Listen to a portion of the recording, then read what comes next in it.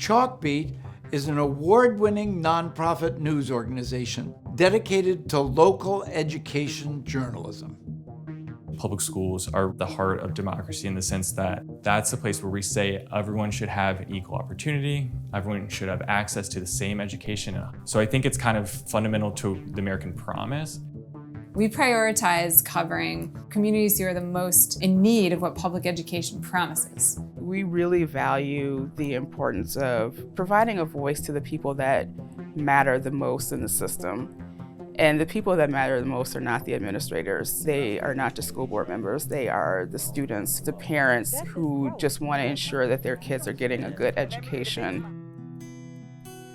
So I grew up in Chicago, the daughter of a single mother who was a teacher. It never clicked in me growing up on the South Side, attending all Black, low-income schools, that was somehow, or that could somehow be a barrier for me. I felt leaving high school, given the grades that I got, I thought college is going to be a breeze. And I was struggling in every single class except for my English class. The one thing that drives me is it's been 30 plus years since I graduated high school, and not a lot has changed for people who come out of urban school districts like, Chicago and Detroit. More people need to understand the struggles and the challenges facing these kids.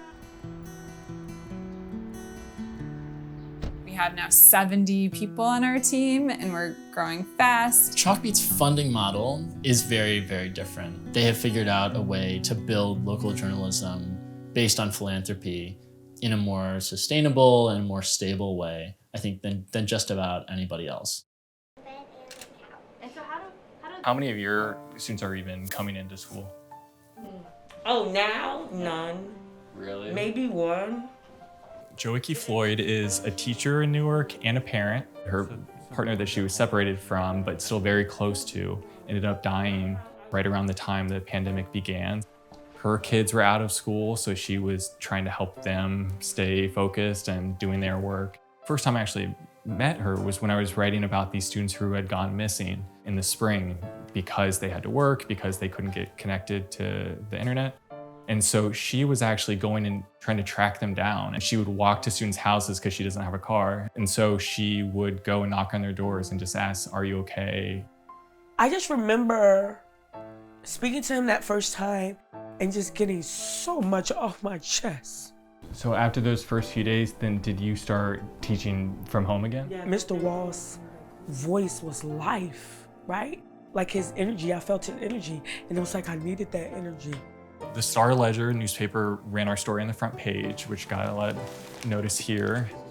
People reached out to her. Some people offered to help give things to her students that needed them. I was ready to give up. I was tired. I was so tired. And then here he comes and turns everything around. 180 degrees. The anticipation of it all was that it may not work.